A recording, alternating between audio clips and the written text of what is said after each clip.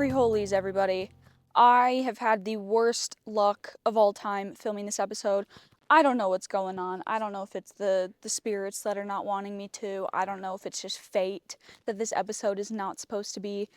But my gosh, it has been hard. I filmed this last week, okay?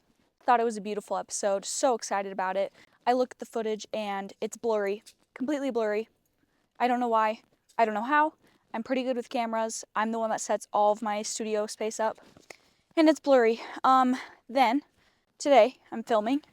I'm filming this. I'm like, okay, it's going well. The weather's great. Everything's great. And I look just barely, and my camera just cut out. Just cut out. I don't know why. I don't know how. It seems like the extension cord that I was using just it just had like a freak out. It just crashed out on me, and I didn't know why. I didn't know what I did to it. I thought I was being nice, and it just completely gave up.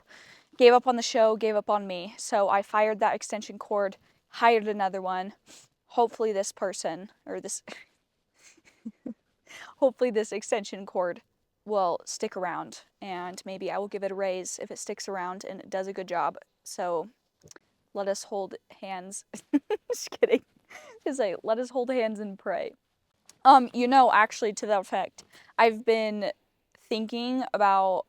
watching a lot of comedy, okay? Like, if you haven't watched my last episode, I was talking about comedy and how it's kind of, I used to hate comedy and now I kind of like it, but I have like a weird relationship with comedy. But, something that I've been working on that I think is so funny is like the pastor accent, like the thick pastor accent. Like, did you see the memes that were like, I was drinking an ice cold Dr. Pepper the other day, and God put it on my heart and my soul that we all need to be kinder to each other. When I was thinking that maybe if the congregation could just reach out to one another and pray and know that kindness is the way to go. And like there's all these memes, which this is no hate. I actually like love it so much. There's all these memes about like people that will try and take like any sort of object and then make a lesson out of it.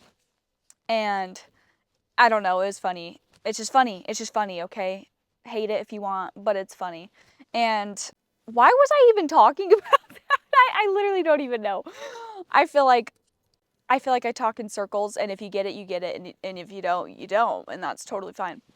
Anyways, I got a cup of joe, which is actually so freaking good what I get. It's from Beanies to Go. If you have this in your state, you should go grab some. Caramel apple latte, amazing. It's like the perfect fall treat. But I did watch this video recently about how the coffee economy is just going to go absolutely downhill. Well, it already has been because of the sheer amount of spikes that they have had because of tariffs or because of a whole bunch of things. So coffee's gotten insanely expensive. And because of that, people are going to start drinking coffee, and that's why like the energy drink market has boomed semi-recently, mostly because of like gym culture also, but like people like energy drinks are less expensive to make, and it's easier to get the type of caffeine that goes into the energy drinks. And yeah, and it was just kind of like the downfall of the coffee. I'll link that video down below because I'm sitting here. I should have put it in my notes, but I can't remember the YouTuber that like did extensive research on the coffee market. And that is what I watch now because I don't have Instagram or social media on my phone besides YouTube. So I just watch random video essays about the economics of coffee and why I should care. And that's basically it. Oh my gosh, sorry. My dogs are in the back and my dog and my mom's dog is in the back, and they're sitting here and they're playing and they're acting crazy. Anyways, hello everybody. Today, what I wanted to talk about today is the absolute one epidemic of gambling, online gambling specifically, and all of these weird kind of markets that are popping up and things you can bet on, and how I did not realize. Brody, no! I swear if he tries to hump my mom's dog, I'm gonna be pissed. Anyways, back up. What I have been interested in lately today, also because of another rabbit hole video that I have just come upon, as well as ads that I've been seeing, and I will get into this in a little bit, but what I wanted to get into today was the online gambling market and how I feel like it's just kind of infiltrated our culture, and no one really seems to like think that that's a problem, and maybe you're watching this and you think it's fun and it's not a problem and whatever, but I just wanted to talk about it because I saw this like video essay on it by CoffeeZilla, and I think it literally is titled something like the online gambling epidemic or whatever. And yeah, he just lays out so perfectly clearly how it has infiltrated society in the craziest of ways and the sheer amount of things you can bet on. And like, let's go down a list, okay? You can bet on coins, so Trump coin or fart coin. You can bet on if President Zelensky is going to wear a suit at this meeting, or if we're going to bomb someone, or if this person's going to win a Grammy, or if Taylor Swift's Opalite is going to reach this amount of streams in this amount of day. Like, it gets so specific and so crazy. And don't get me started on like sports betting. Obviously, we're going to talk about that. Like, that's a given. That's a given. If you know any famous person, they've probably done some sort of promo or ad for DraftKings or any type of sports betting or fantasy football or whatever. And that's one thing. That is one thing.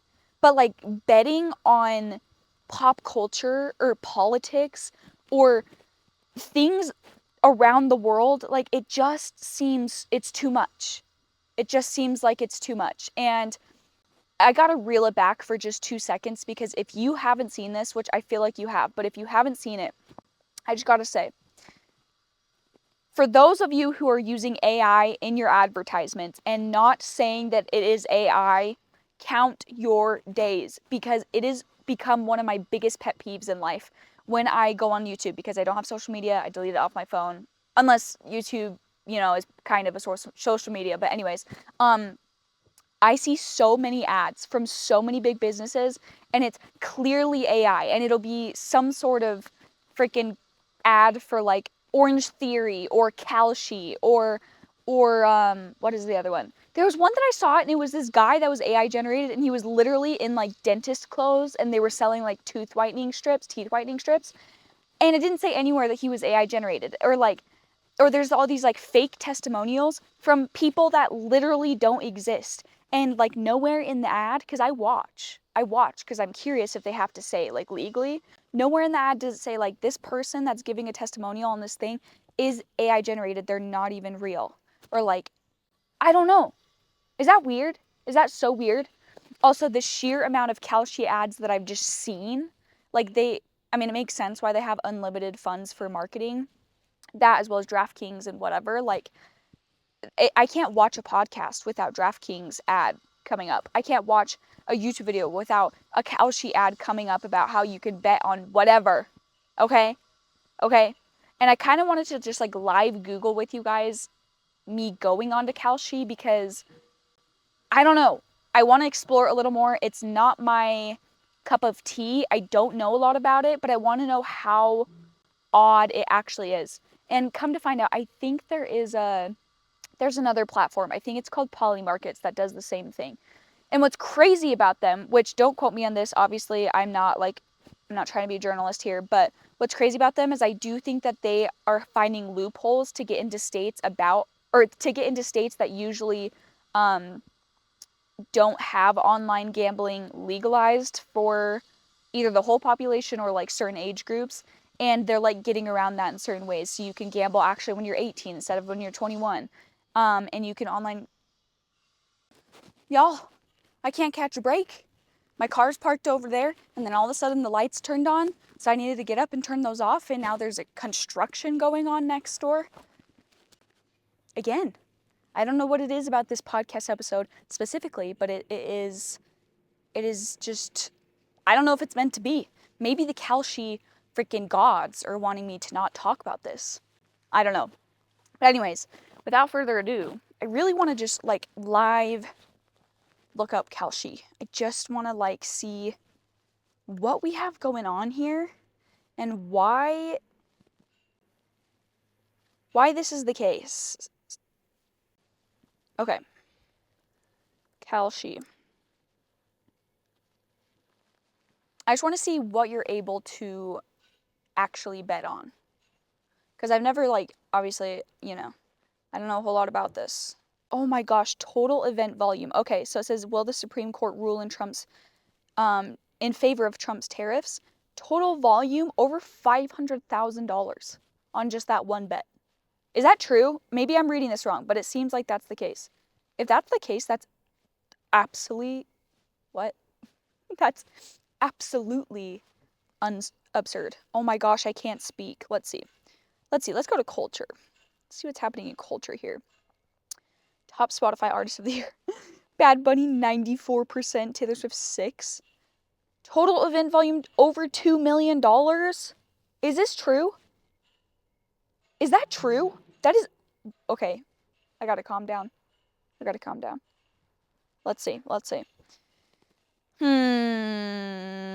There's a lot of like Oscar nominees, Grammy nominees, tons of Taylor Swift. How many subscribers will Mr. Beast get this year? At least 500 million. Okay, that's insane though. Like these top bets, 2.6 million, 2 million, 2.6 million again, over 200,000, 300,000 times person of the year AI. Wait, AI? Wait, what? Maybe I don't know what that is. Or Pope. The Pope. That's funny. That's just crazy. Okay. Let's see. Should we do... Whoa, leaf just fell on me. Should we do economics? Like I know absolutely anything about that. No, this is boring. I don't know anything about that. Let's do health. Let's see what people are betting on when it comes to health. What does that even mean? Measles cases this year. What the freak? New pandemic this year? No. No. How many people will have Neuralink implanted this year? What?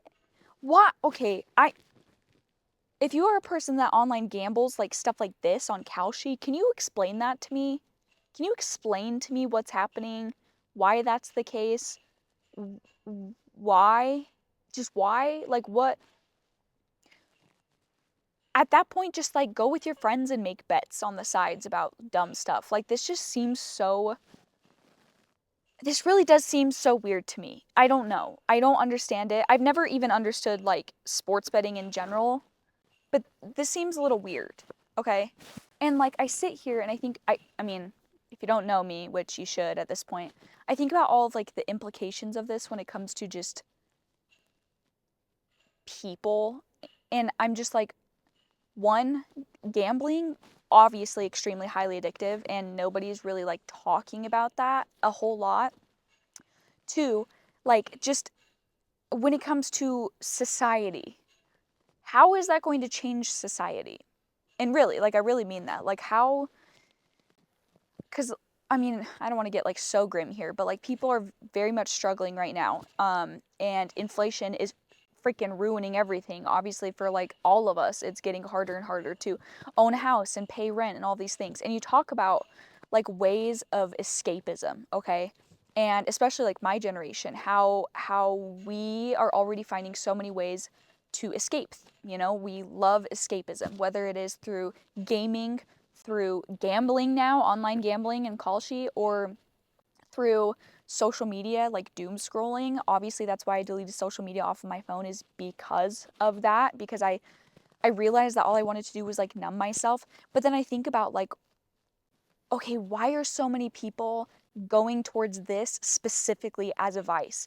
And it kind of seems like people just like the idea of control and making some money back for something. It's like self-reinforcing that maybe they could be right in the world about something. I don't know. I'm kind of psychoanalyzing and I don't know anything. But like, I also think about stuff like coffee, okay?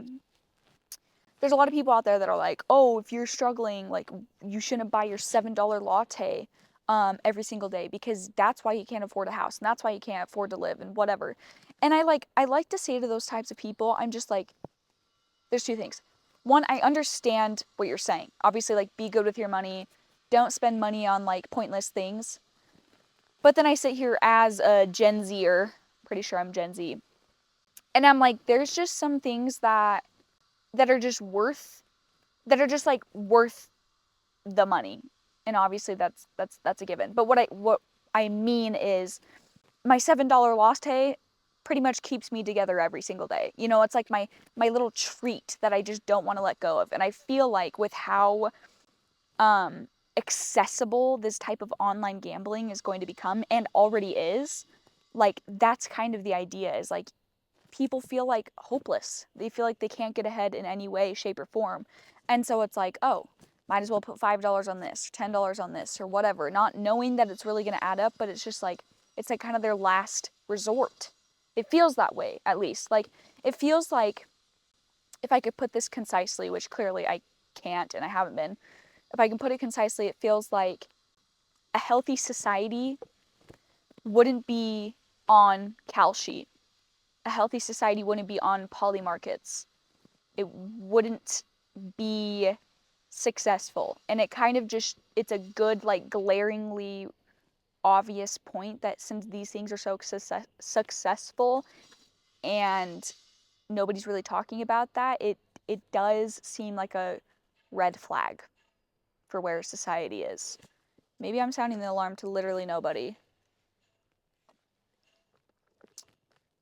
I don't know. Just seems kind of crazy. This episode is proudly sponsored by Kalshi. You want to turn your existential dread into profit? Kalshi. Why feel emotions when you can bet on them? Kalshi. Predict the weather, inflation, or your next emotional breakdown and when that's going to be, or how long that's going to be, or anything? Kalshi. Why try meditation when you can try monetization? Predict whether you're going to be able to ever own anything or buy a home? Kalshi, built by the same people who built your social media addiction. Get Kalshi today.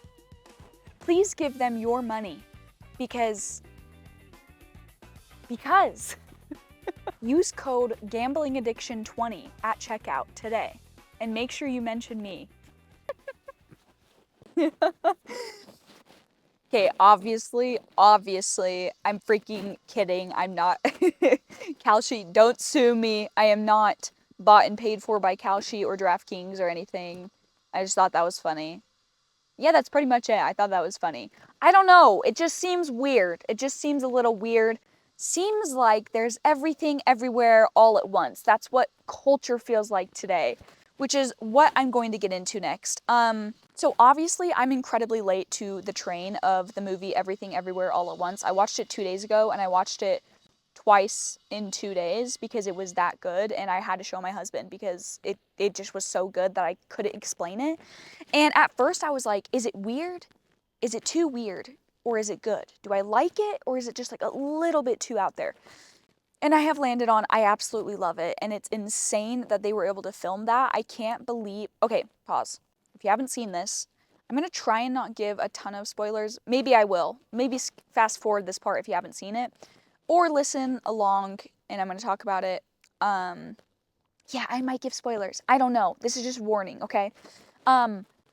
I can't believe, like, if you've seen the movie and you see how many scenes there are intertwined with other scenes and how many movements there are intertwined with other movements. Like when she moves her head this way and then moves her head this way again and this way again. Like it shows like 3 to 4 different scenes. And so they would have had to rethink that, like they would have had to have that on paper or have that planned out. Like, hey, oh my gosh, in this moment in every scene, she's gonna have to move this way so we can splice it and cut it that way. Does that make sense? Or like, there's so many moments where the main character, like you're looking at her face and then it cuts between like literally 50 to 100 movement. Oh my gosh, 50 to 100 scenes, okay? Scenes of universes that she's been in or that is experiencing themselves. And I just can't even believe how they filmed that. Like, I don't know. And so I wanted to like talk about it, but I also wanted to like live look it up because I'm almost positive it's had like 7 Grammy nominees? I don't know. And clearly I think that they are completely right in that effect. Okay, Everything Everywhere. Oh. Well, it's actually, I just thought of something funny I should say.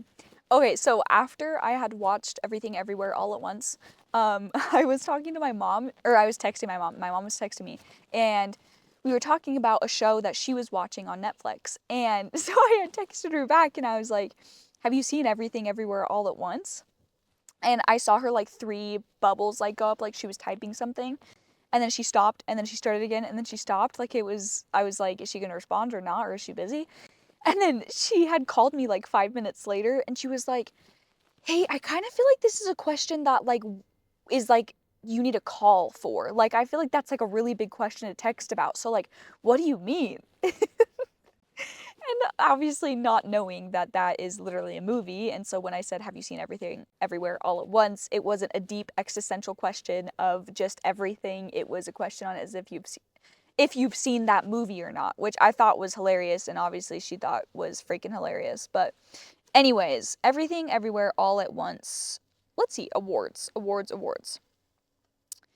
Academy Award for Best Picture, Best Motion, Academy Award for Writing, Screen Actors, Best Film Editing, wow, Best Actors and Best Supporting Actors, Production. Oh my gosh, that's crazy. I mean, it's crazy, but it's also not. Like, it totally makes sense.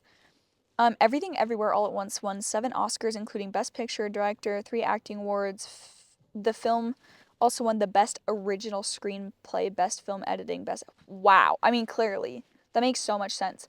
Okay, but what I wanted to like look into and look up, because I feel like this was crazy. Like if you haven't seen it, you need to see it. You need to see it. Um, but I need to know like how long, how long did it take for Everything Everywhere All at Once to make Everything Everywhere All at Once? Main shooting, and it completed in a very fast 36 to 38 days. That's that is insane. Which was a tight schedule for a complex action movie. Yeah, duh. Okay, it also says also involves significant amount of post-production work with the effects team alone logging over 600 days in combined effort. Wow, post-production is 600 days. That makes a lot of sense. Let's see.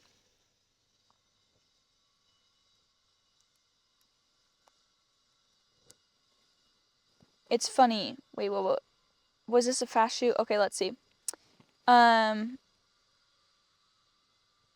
2.5 hour script too. Like that's so crazy. All of a sudden, one page takes 2 days to shoot, and you're just like, how are we going to do this? It was very fast, but we adapted to it. We decided to set the majority of it in one location. Yes, that's something else that I realized too. Is almost all of it is in this like IRS tax building, and you just don't ever be, you're not bored. You're never bored because there's way too many things happening. And yet it was still easy to follow along with that. That is so hard to do. Like to have a complex film that you're still able to follow along with, even with like the multiverse at hand. Oh my gosh, it was so cool. Because we didn't have to travel and unload and reload trucks every single day. We could come back and keep chugging away at the same sets. Yeah, that totally makes sense, actually. I think that is smart. Because clearly I know anything about production and I don't know, but that seems like a good idea.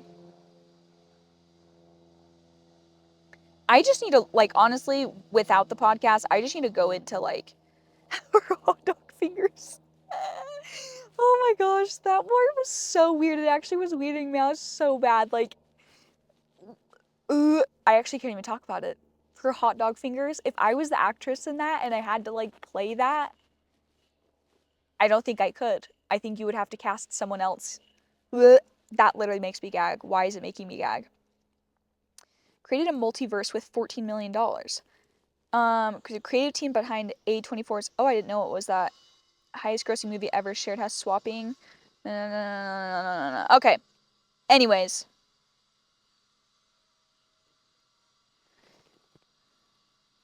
how that is crazy. Okay, also if you know anything about movie budgets, 14 million I don't think is that big of a budget for what they did.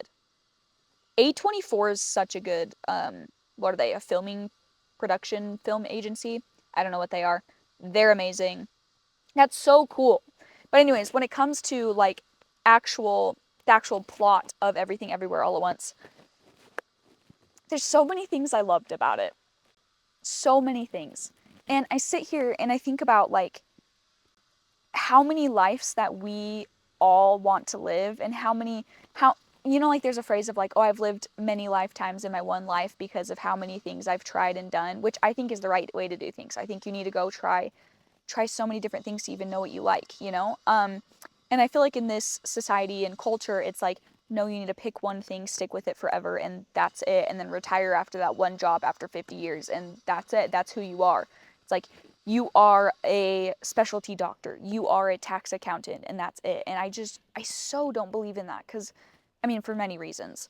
And I sit there and I loved the part in the movie so much where the co-star, oh my gosh, I wish I knew the names, but the husband is talking to the wife. The wife is the main character, and he's like, you are living your worst timeline. And she's like, what? Like, what are you talking about? And he's like, no, it's okay, it's beautiful, because listen, how many things that you've tried to do, which it shows that she has like so many different hobbies, um like singing and being a teacher and doing a like massage thing. Like, how many things you've wanted to do has branched out into other universes, so you have so many universes to access because of how many things you've been interested in, which is different than, you know, a lot of the other characters.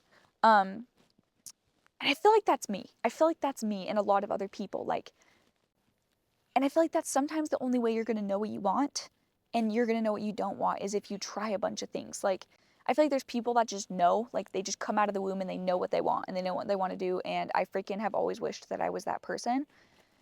Couldn't be me. But because I feel like my parents were good at telling me to try and explore so many different things, I really have found stuff that I like. And I don't feel like there was any other way that I was able to do it. And they never shamed me for trying things and trying things out and quitting things and trying other things. And I do think there's a balance of like, okay, don't just quit, quit because you know for a fact it's not for you. Where I feel like sometimes people don't give it enough time to see if it's for them. Where, you know, sometimes, no matter what you get into, like, it's going to be hard. But yeah, I feel like it was just beautiful. I really loved that thought. And also just the mother-daughter relationship throughout the whole movie was so understandable and so deep and good, and the actresses were insane. Oh my gosh, they were insane. They were insane. They were so good. And side note, the tiniest tangent ever, I have been taking acting classes recently. It's so, I don't really talk about it a lot because I don't know what I'm doing with it, but my last scene that I was working on with my coach, he told me like I needed to cry. Like, it was a scene that I needed to like break down and cry after I had this like fight with my boyfriend or whatever. And he freaking sucked. This guy sucked in the scene. And meaning sucked like he was a shitty guy. But it was so hard to like break down and cry. And it just felt like uncomfy, and I tried to get into it. And so now it's like made the biggest I've just had the biggest appreciation for actors now that I've taken actual acting classes, because I'm just like, how can you act that way? Like, how can you just break down in that way, like that, with imaginary circumstances? Like, I think about a movie of Everything Everywhere All at Once, and how many things that they had to have just imagined because it's a multiverse. And how their acting was still so real, even though the circumstances were the most imaginative thing you could possibly think of, is like experiencing the multiverse. How could you even possibly act that way and know and feel and have emotion behind it? I feel like it was just so good. So good. Phenomenal acting. I don't even, like, I totally get why everybody loved it. I was really late to the game, obviously. Sorry about that. Also, my husband texted me. I need to see what he said. Oh my gosh, I'm being invited to golf. Sweet. Okay, lastly, for those of you who don't know, which if you're watching this, you probably know, that I have started a book club and we are reading Braiding Sweetgrass. And it's amazing. Again, I feel like this whole episode, besides the Kalshi thing, I'm just talking about art and meaning, because that's all I do is think about meaning in everything, no matter what. But it's so good. Braiding Sweetgrass is so good. Highly, highly recommend. This is how many like tabs I have of things, and I'm pretty much about halfway through, maybe a little less than halfway.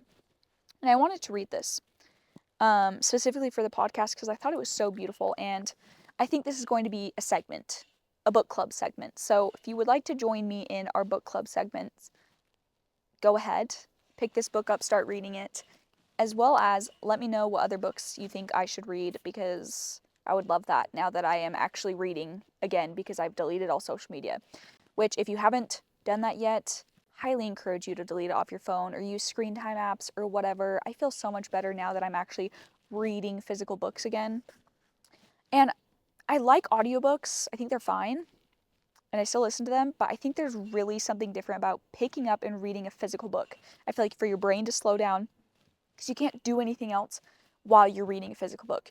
You can do a lot of other mindless kind of things while you're listening to an audiobook, but it's like this just seems really intentional to me on purpose. So that's why I chose to do only physical books for my book club. But anyways, this chapter is called Three Sisters, and it's actually talking about this is going to sound really weird, but just hear me out for a second. It's talking about corn, squash, and beans, and how in indigenous cultures they actually grew them together because they work together.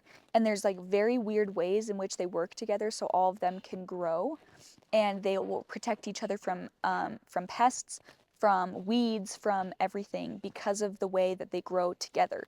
And so it kind of talks all in this chapter about how they grow together and how in indigenous cultures these three plants are spirits for sisters. So it's called the Three Sisters. Okay? I hope that makes sense.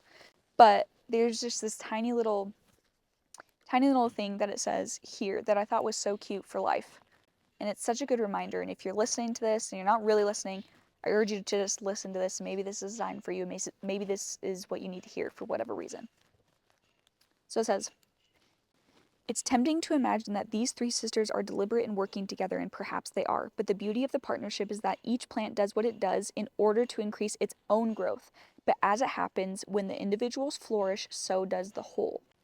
The way of the three sisters reminds me of one of the basic teachings of our people. The most important thing each of us can know is our unique gift and how to use it in the world.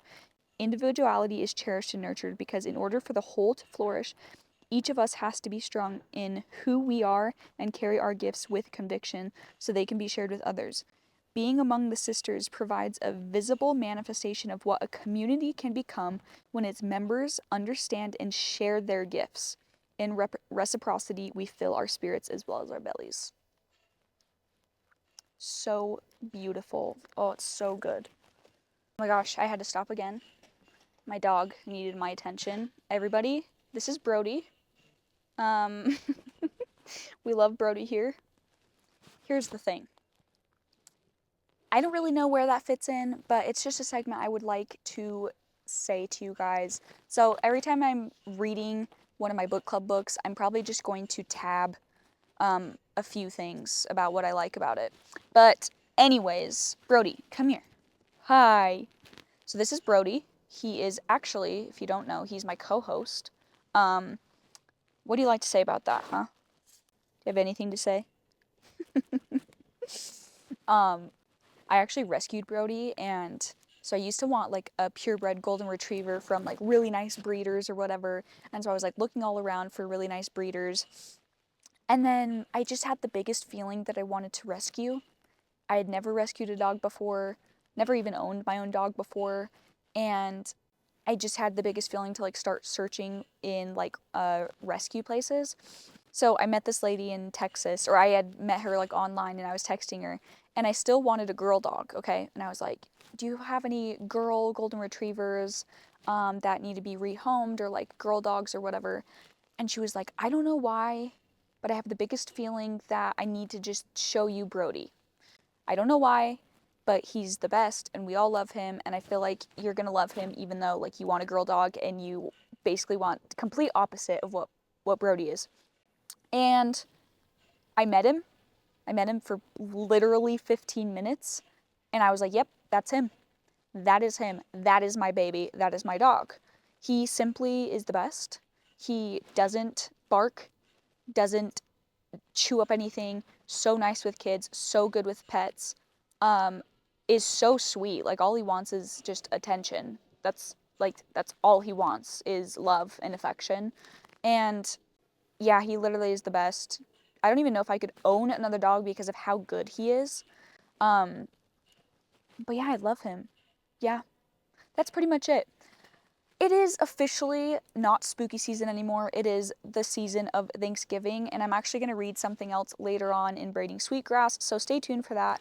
Also, I have a playlist called When the Air Gets Crisp on my Spotify that I'm going to link down below, of all of our favorite fall music, because I love fall music. I love music in general, so I'm just going to always be rotating a playlist depending on what season it is and what I'm feeling. And also, if you ever have any questions, comments, concerns, thoughts, conspiracy theories, or rabbit holes you want me to go down, things you want me to check out, let me know.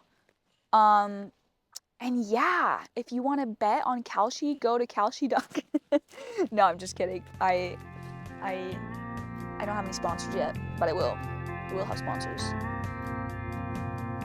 And until next time, cheers.